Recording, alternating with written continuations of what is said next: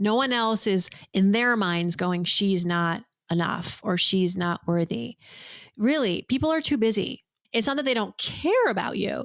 It's just that all the voices in your head that are taking up rent-free space in your head that are negative self-talk, just know that nobody else is thinking in that way about you, in the capacity that you are, to the extent that you are, that this is mostly all you, if not all you. So you need to, again, turn inward and quiet the sound and go in there and show up and do the work. It's not something that can be resolved externally.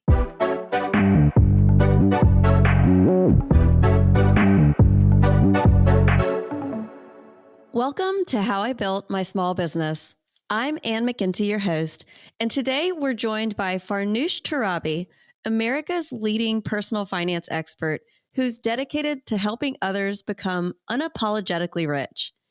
Farnoosh is an award-winning financial correspondent, television personality, and best-selling author of You're So Money, A Healthy State of Panic, Psych Yourself Rich, and When She Makes More. Her podcast, So Money, was ranked a top female-hosted podcast by Entrepreneur Magazine, described as a podcast your wallet will love by the New York Times, and has been downloaded over 35 million times, earning multiple Webby awards. She's a former CNBC host and has been featured on NBC's Today Show, ABC's Good Morning America, and numerous major news outlets and talk shows. You can find a link through to her business in the episode's description. If you enjoyed today's episode, please share it with a friend, follow the show, or leave a review to help me reach more listeners. As an indie creator, I'm working with just under $20 per episode to bring you the most insightful, educational, and inspiring stories from entrepreneurs who are out there making it happen. Take a moment to explore the other episodes in the lineup. Each one offers a unique story, and it's my hope that something here resonates with you. Let's get started. Thank you to our listeners for being here today. Farnoosh, thanks for coming on the show. It's my pleasure. Thanks for having me. So going back into your childhood, what was your parents' philosophy about money and the lessons that stuck with you? Well, my parents are immigrants from Iran, and they came here in the late 70s. I was born in 1980. I was an only child for a while. My brother didn't arrive until I was about 10 and a half. And so I was very much a partner in crime with my parents as they were trying to build their American dream in the 80s. And they believed that money was not taboo. We talked about it a lot. We talked about it at the dinner table. We talked about it in the car. You have to remember, my parents are from another culture where I would say generally in the Middle East, money is not as forbidden to speak about. We like to negotiate. We like to ask questions about money. It's a different culture. And so I'm very grateful that I had that immersive experience with my family. That's not to say that we didn't have issues, that my parents didn't fight about money. They absolutely did. There was a tug of war within their marriage around money that I think is universal to some extent, which is, not a cultural thing, but it's just a gender thing where my dad was the breadwinner, my mother was the homemaker for a while, and the economics was very much tipped in my father's sort of domain. And that resulted in a lot of disputes and arguments. And I, again, as like sort of the only child, my parents were also quite young. I was just around for a lot of that and witnessed that. And I think that also informed my adult relationship with money. And that was a beginning lesson in the importance of creating financial independence, financial autonomy before and during being in a relationship. Oh, that's very interesting. I didn't know where you were going to say it impacted you as an adult. Well, so now how would you describe your relationship with money? Is it healthy? It better be, right? I've built a career helping others feel empowered with and about money. And I think like everybody, I have my moments. I'm an entrepreneur, and I think there are unique financial experiences as a small business owner, right? That there is this sometimes like scarcity mindset shows up, right? Where you're worried about your future, there isn't a consistent paycheck, your financial success is really entirely based on how strategic you are, how hard you work, and all of that. And I've been up for the task for a long time, but there are seasons where I start to get a little worried and I catch myself. I think it's normal for all of us to feel sometimes disempowered, disenchanted, but it's important to catch ourselves in those moments and remember that money is just a tool. It's here to serve us, but it's our job to sort of assign it a role. And that we all deserve to be financially independent. And I'm speaking now specifically to the women in your audience who may have grown up not feeling as though money was an area that they had permission to want to learn about, to want to have, right? This idea that I want to be rich, I want to be financially successful is a narrative that I think a lot of times young boys and men, it's like inherent to them, it's like, of course, obviously, because society expects them to become breadwinners and provide financially. And it's not so much the expectation of women. And so we don't give ourselves that expectation either that we should and could want for money. So I just want to put that out there as well. Yeah. And so is this part of the reason why you decided to make a career out of financial literacy? Like, when did you decide that it was time to start a business educating people on personal finance?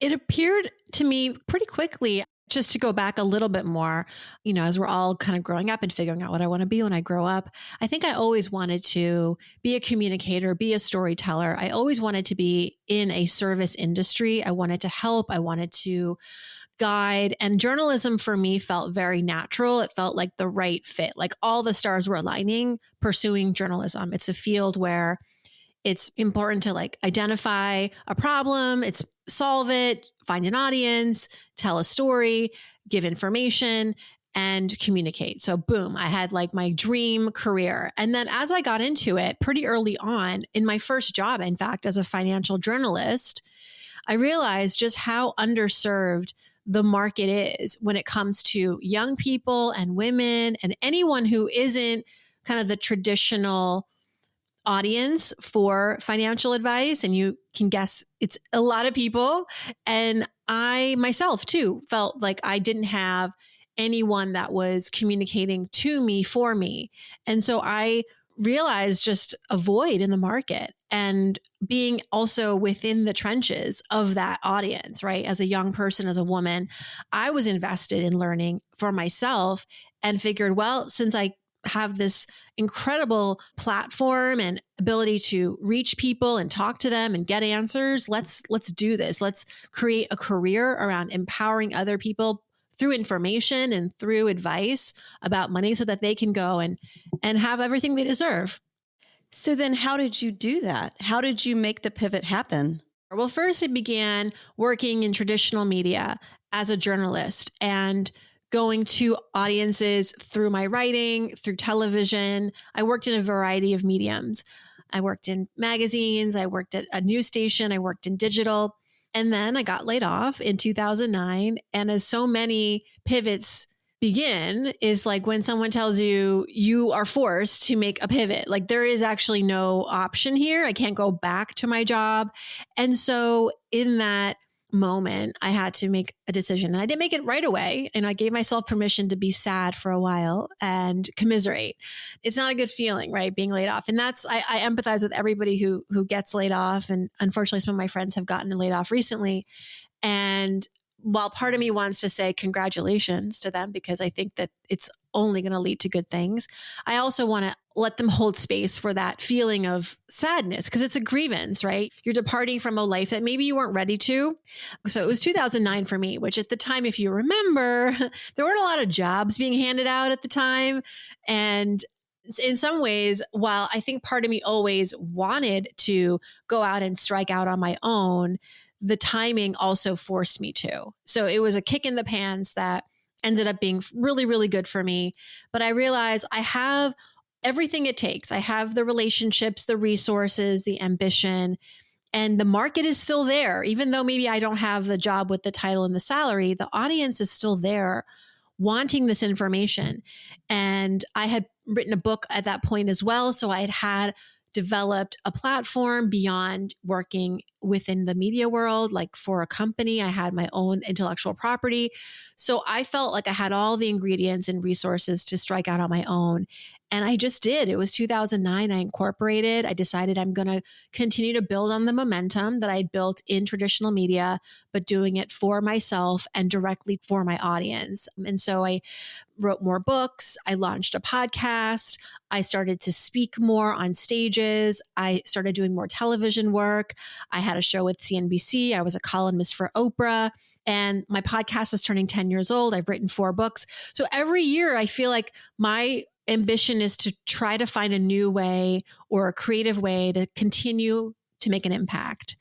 And whether that's making an impact through another book or something special on the podcast or committing more to speaking, that's sort of for me to decide, but that's what keeps me going. I think that's always an exciting thing to figure out. And part of it is like what I want to do, but I think part of it is also trying to see where the world is going and headed and where my audience is going and what they need, and trying to find where those two circles overlap is where I like to show up over the years. It sounds like you've found some real purpose in this journey. And I know that there are a large number of Americans, at least, and I don't know what the stats are internationally, but who really struggle with getting ahead financially. I think I read a stat somewhere that said over 50% of Americans have less than $1,500 in savings. Oh, yeah. What do you think about that? Like, what do you think is the root cause of this problem? I think it's a bunch of things. I think if you had asked me this question 10 years ago, before the pandemic, before 2020, before we had this sort of cultural and racial reckoning in our country and systemic reckoning, I think I'd say, well, if people could just have more discipline, if we could just learn to live within our means, and absolutely that has a lot to do with it still. But I think that we have to also hold accountable our government, our systems, and the limitations that are not within our control. It does influence our ability to get ahead, whether it's because you borrowed an incredible amount of money to go to college because you were sold a false bill of goods, right? I understand that maybe there should have been sort of a calculation like, well, should I take out $100,000 in student loan debt to get this degree? And I think that we as a society have failed, right? A lot of these, especially young adults, and we have sold them in part a false bill of goods that if you just sort of go to college, even if it means leveraging a lot of your life and that you're going to get the job and you're going to be able to buy the house, but we don't account for things like massive inflation and that the cost of living is rising exponentially, right? So like even just the cost of a home, the cost of milk, the cost of a degree, it's all rising faster than inflation, than standard inflation. And so we've been unfair to a younger generation in telling them that if you just do things in this traditional way, that you too can have everything that you want. That's not the whole story, right? A lot of times it's luck. A lot of times it's you were in the right place at the right time. Sometimes it is all your hard work. And other times it's a mixture of things. As I write in my book, A Healthy State of Panic, that we recognize what those limitations are and maybe even create our own blueprint, right? Knowing what the limitations are externally, it's not to say, sorry, you can't have that life that you want, but it's maybe about trying to figure out how to re-engineer your blueprint, your map to get there. Maybe it takes a little bit longer. Maybe it means making some trade-offs you weren't prepared for. And it also means holding our policymakers accountable, right? Voting in the right ways and not letting our employers either get off the hook, right? So if you've only been getting a standard raise every year or no raise, or if you've been burnt out at work and you haven't seen financial benefits from that, I think that you need to have a conversation with your employer, right? So much of our livelihood stems from how we work and where we work. it's a laundry list of reasons. It starts with a lack of financial literacy, which is also something that our country is really behind on. We're not making this a requirement in schools federally. Some schools at the state level and local level are doing great work, but why aren't we requiring this of our high school graduates? I don't know. And then we expect them to understand how to manage a student loan. Yeah. I have always wondered the same thing. Why aren't they teaching personal finance to younger children and also personal development skills? My first day at college, there was a credit card table in the hallway, and they were giving people credit cards with fill in the blank how much credit you want on this card. And the person in front of me put $30,000 or $40,000. And I was just like, whoa. Wow. Whoa. What year was this? This can't happen. No, it can't happen now. So I graduated from high school in 99. So you and we're about the same age. Yeah, I remember that too. I remember going to campus at Penn State and all of the different credit card tables. And I think I graduated with a variety of credit cards. I only realized when I pulled my credit report for the first time in my early 20s and realized I have all these dormant credit cards. And luckily, one silver lining from the Great Recession in 2009 was that there were more consumer protection laws that came about, one of which was the CARD Act, which prohibits financial institutions from directly marketing to people under the age of, I think, 21 or even being present on college campuses. You can no longer have a table on College Avenue or be on campus marketing your credit products, your banking products. So I think that's a good thing. It is a good thing. I kind of wish they would also tackle the other problem, which is just the education, as you're saying. Right. So what are your thoughts then about college for your kids? Like, do you see the current cost of college education worth the money? No.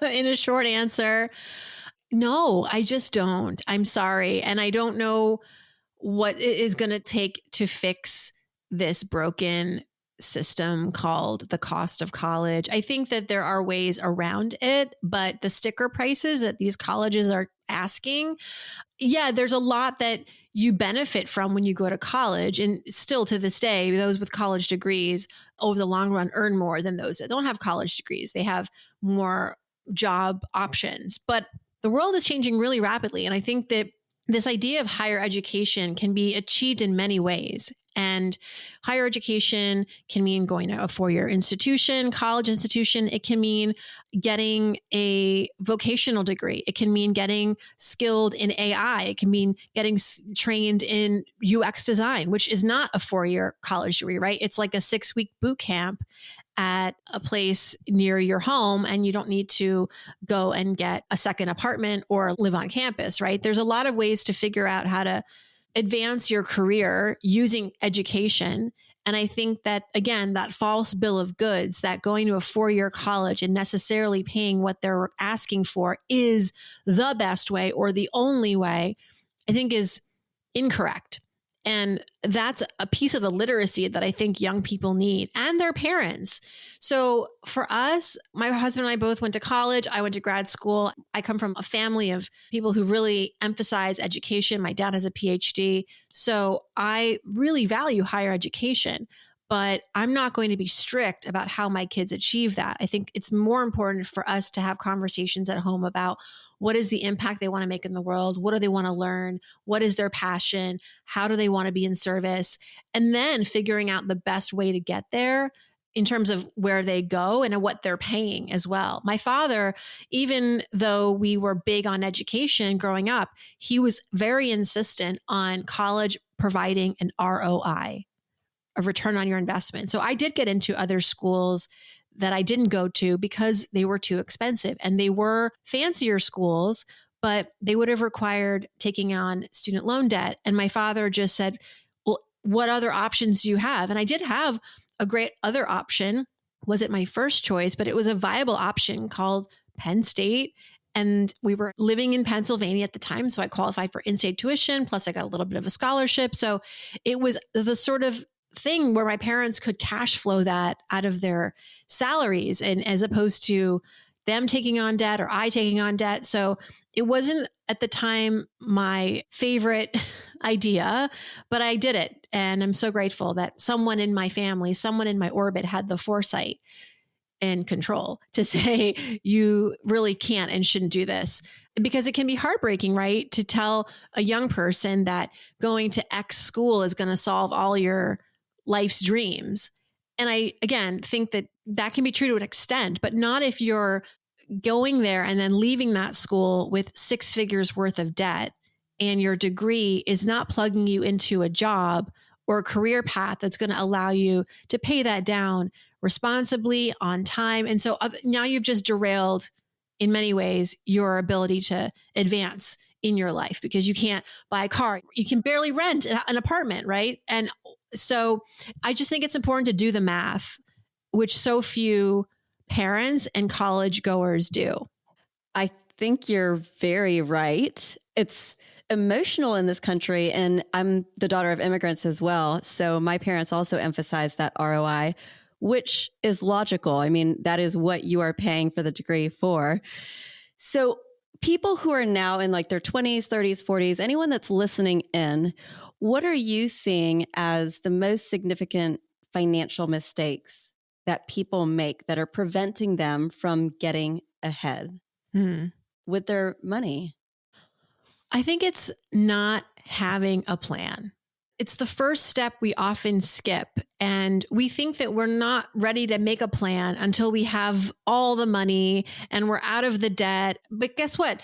You need a plan for your debt. You need a plan for your budget. You need a plan for your retirement. And I think there's a variety of plans. So it's maybe not just one big plan, but just having an understanding of what your values are, anchoring your financial directionality in that, so whether that's like I come out of college and in 5 years, I know that I want to start a business or I want to relocate or I want to get married. So these are important goals. And these are the goals that can then inform how you spend, how you save, your investing strategy, your debt payoff strategy. So it's really that very sort of baseline figuring out what is important to me, what are my values. And I think that often those in their 20s, they race past that because it's a lot of times people telling them what they should want and what they should need, right? So we're listening, we're being influenced, and we don't feel, or we didn't even think that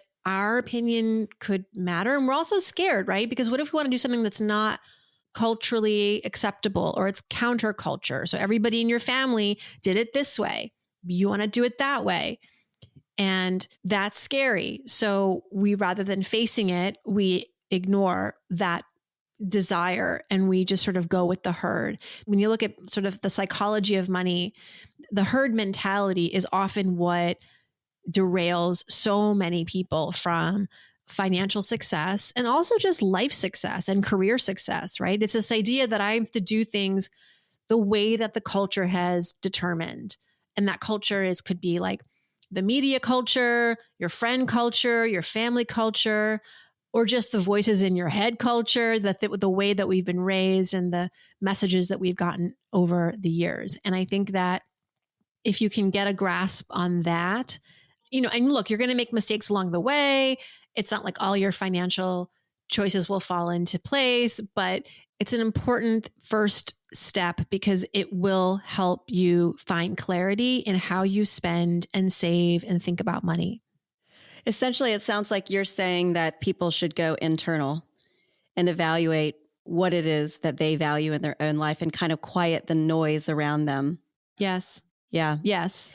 Easier said than done, but yes. It is, but it's the work that you need. And I think this is actually good news. I'm not giving you any financial advice here. I'm giving you sort of personal, right, advice. We're all able to do this.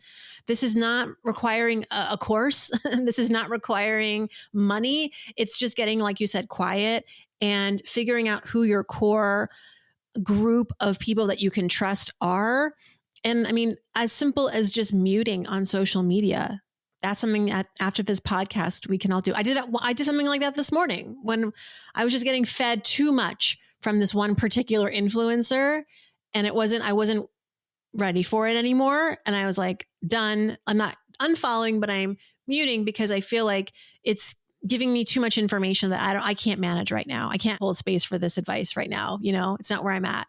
That's all of us. I mean, adults, children, teenagers, we've all got too many inputs coming our way. So with your kids, how have you begun teaching them lessons about money? Like, what is your philosophy on allowance, chores? Is it working? What are you hoping that they get from being your child? Well, it's funny. My son, or maybe it was my daughter, I can't remember which one, said the other day, it said, "Mommy, you're obsessed with money." And I was a little nervous about that because I thought, well, what are they? And so I always say to parents, when your child brings up something financial to you, whether it's what my son said, or they say, well, how much money do you make? Or are we rich? Or, something that like unsettles you, rather than comment, ask them more questions. Because there's probably something behind that curiosity that you haven't picked up on, which often is reassuring, I think, to parents. Like when I asked my son, or maybe it was both of them, they cornered me. And I said, why do you say that? I'll tell you my fear, which is that they were going to say, because you're always counting your money, you're always on your bank website, things that I don't necessarily think are healthy associations with money. And they said, well, you wrote all these books about money. You have a podcast about money. Your podcast is called So Money. And I was like, oh, they're saying that I'm focused on money in my career. And so I said what they said to me back to them, but in my language, right? I was like, yes, it's true. I think money is important. And I've dedicated my career to teaching people about money. So I've got books and I've got a podcast. So I guess I'm obsessed, but it's a healthy obsession. I'm helping people. I guess I just care too much about helping people with their money. Whew. Okay. All right. So moving on, like I felt like I got out of that one. But I guess that's the first thing, is that when my kids ask questions about money, and they've asked me all sorts of questions, I don't shut them down. I engage. I foster the curiosity. And I think that when I talk to adults about their money memories growing up and their negative associations with money and where it came from, it's often because they felt they grew up in a home where they could not talk about money. They were literally told, it is not polite. It is rude. What kind of question is that? I remember Fran Lebowitz, who, she's a famous New Yorker writer, and she's in her 70s now. So she grew up in a different era, but she tells this famous story about growing up and asking her mother how much her father made, and her mother slapping her across the face. So that's a different era, but I don't think that is a singular event. Like I think that maybe parents aren't slapping their kids across the face, but metaphorically, when you ignore your kid or you're like, that's a silly question, you are dismissing them. And that stings. And that is what ends up showing up for them when they're adults, when they're curious about money. And now the stakes are higher, right? They really need to know because they are about to take on a loan, or they're about to enter into a relationship, and they need to talk about money with their partner, and they freeze because they're worried about the reaction and the judgment. So that's number one. We do have an allowance system. It's kind of a squeaky wheel in my house. Like it's rickety. We go in strong, and then there are weeks where it all falls apart, and then I'm patching things together.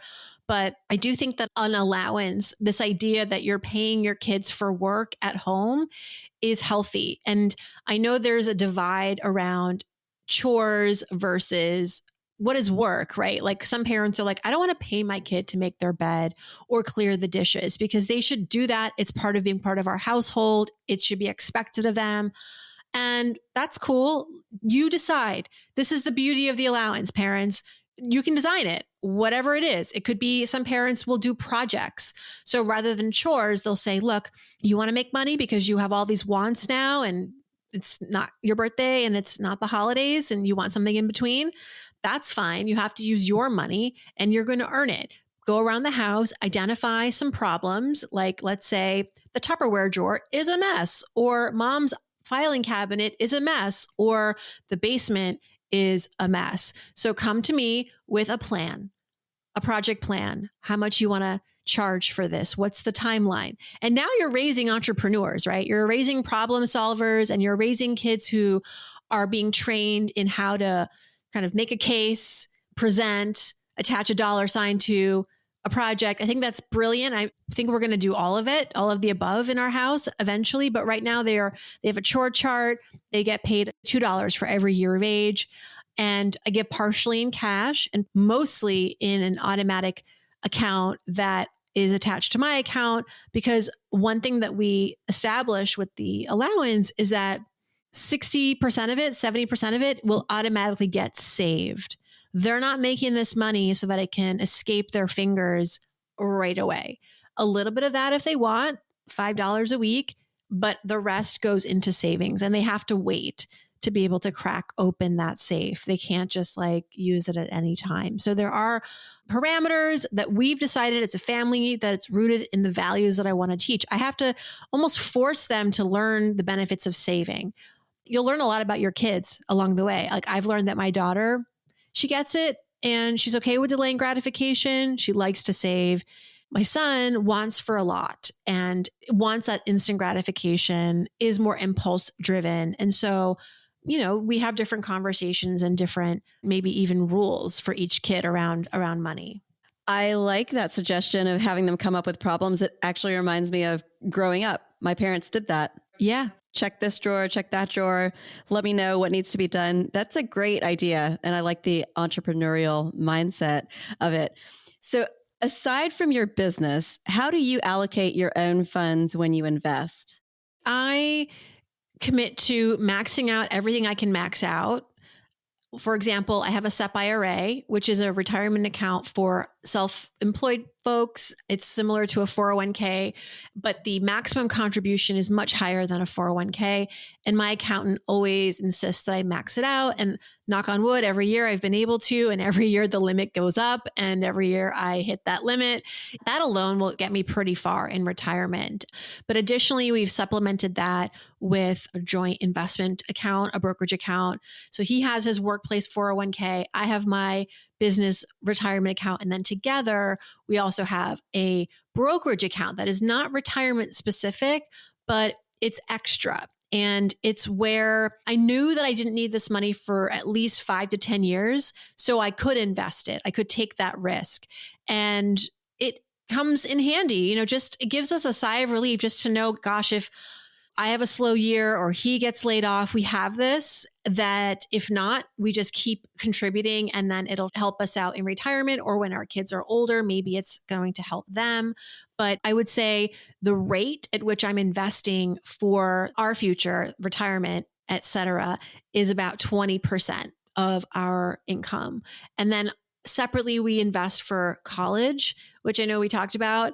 And the good thing about the 529, which is where we invest, is that over the years, it has become more flexible. So it was very strict in the early stages where it was like strictly for college.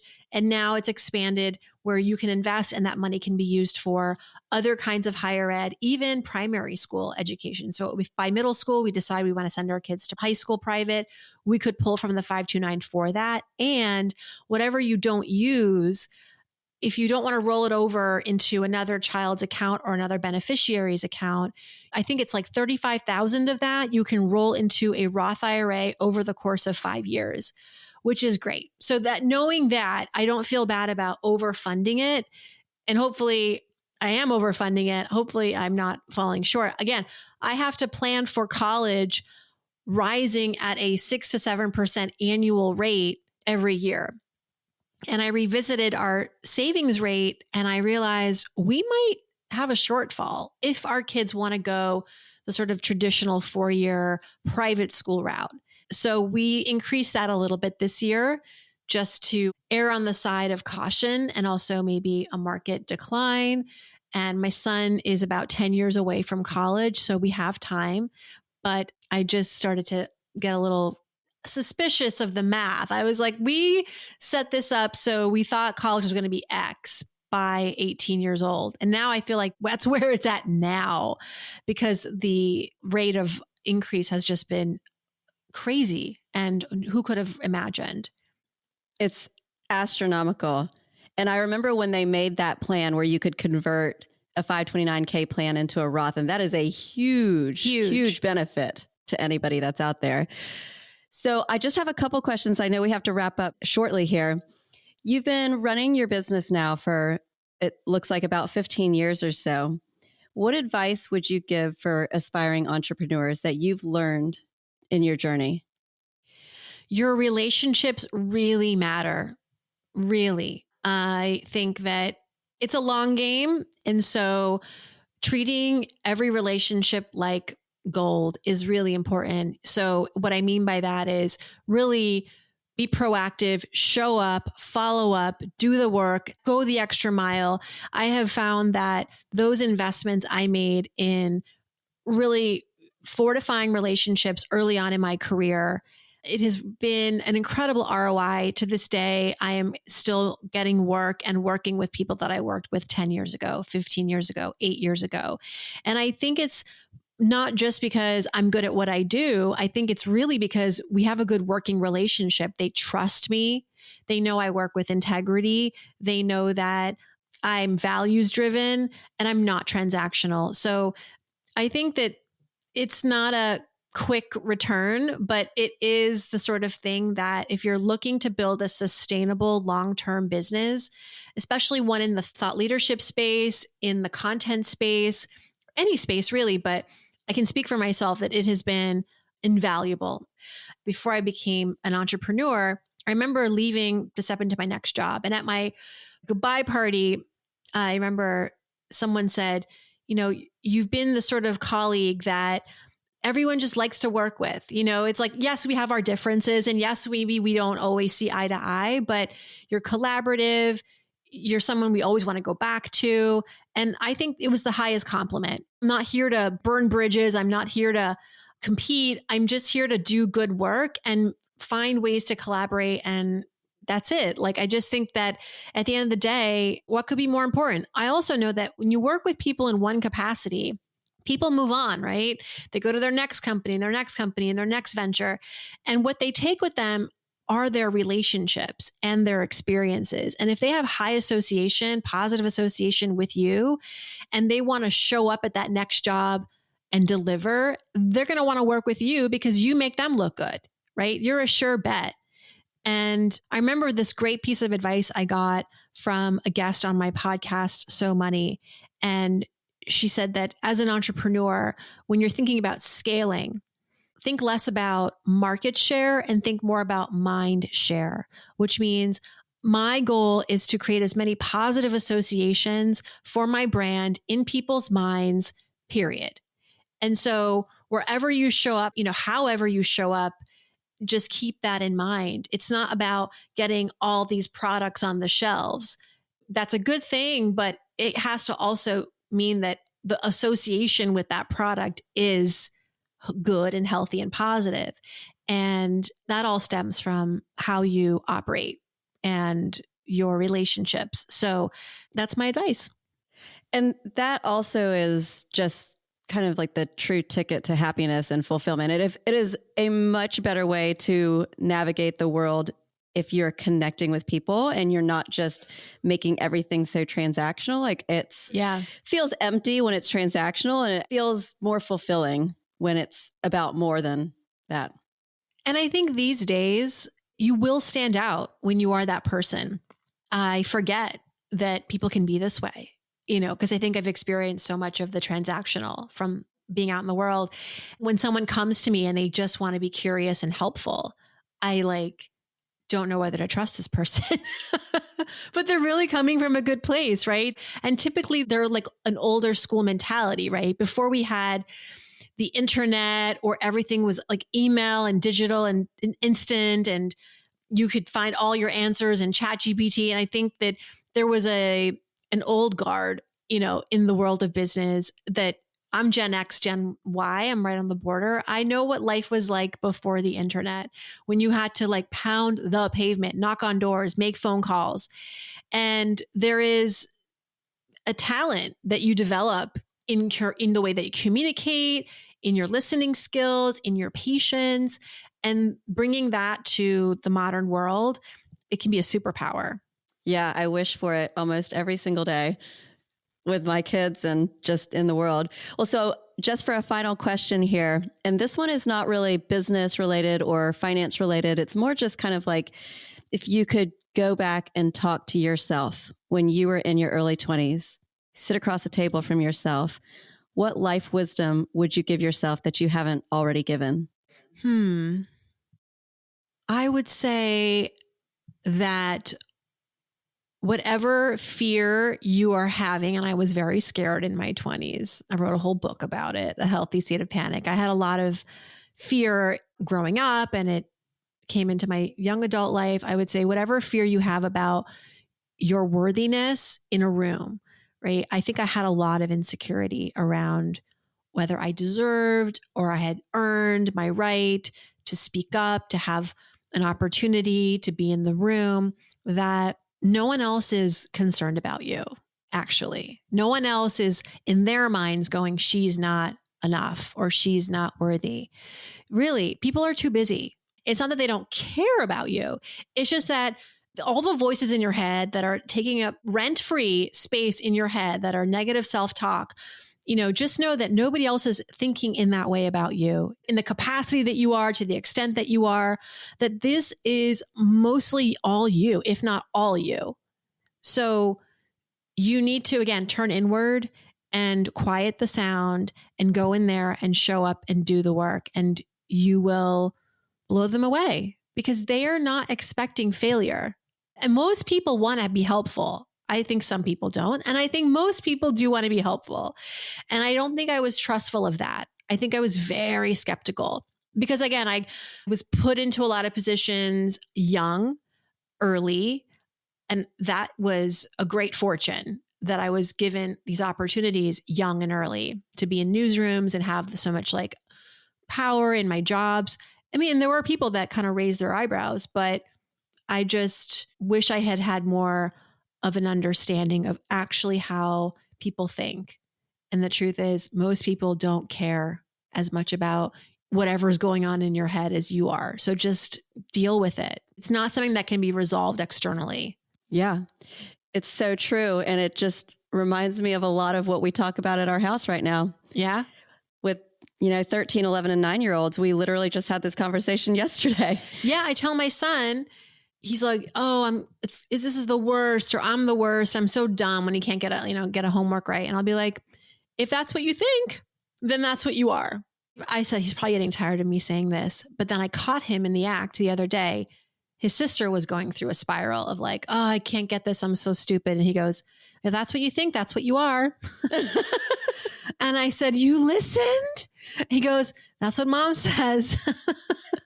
I was like, oh my God, hallelujah. My work is done. That is amazing. Yeah. Well, Farnoosh, thank you so much for coming on the show and sharing your story and what you know with us. Thank you so much. It was my honor. And you asked great questions. It was so fun to be here. Today's key takeaways. Let's make money a less taboo topic at home. When your children have questions about money, don't shy away. Use it as a chance to foster curiosity. Have open conversations about the impact you want to make in the world, your passions and interests. Encourage them to see money as a tool, not a taboo. If they want to earn, ask them to find a problem around the house and come up with a project plan. This approach teaches an entrepreneurial mindset. Small business owners face additional unique financial experiences. Sometimes scarcity mindset shows up. So in times like this, remember, money is just a tool. It's here to serve us, but it's our job to assign it a role. If you've recently been laid off or faced a career setback, it can feel like grief. Allow yourself to feel all the emotions, but consider this a moment to reflect on what's next. Ask yourself, what skills do I have? What could I create that the world needs? And stay open to new directions. When it comes to education, think carefully about the return on investment. Before taking on debt, ask, how long will it take to pay this off? What will my payments look like when I graduate? Do the math so you can confidently manage your future finances from rent to car payments. We often feel pressure to do things the way society expects, the herd mentality. Spend some time defining your values, knowing what truly matters to you, and let that anchor your financial decisions. Your relationships are one of the greatest assets in your career and life. Be proactive, show up, follow up, and go the extra mile. Be the type of colleague that everyone likes to work with. Build trust early on with integrity, focusing on connection rather than transaction, and collaboration over competition to create positive associations with others. Remember, when people leave jobs, they take their connections with them. Finally, whatever doubts you have about your worthiness, know that nobody else is likely thinking them. It's often all in our own heads. Negative self-talk is our biggest enemy. This is life's work, to turn inward, quiet the noise, and understand that true worth can't come from external validation. That's it for today. As you may remember from my host introduction, which was the 22nd episode, I'll be wrapping up season 1 in the middle of November because I won't be releasing any new episodes during the holiday season. But I am already working on recording episodes for season 2. Next week's episode is with John Kilcullen, the creator of the For Dummies series. As we enter the holiday season, remember to take some deep breaths and slow down.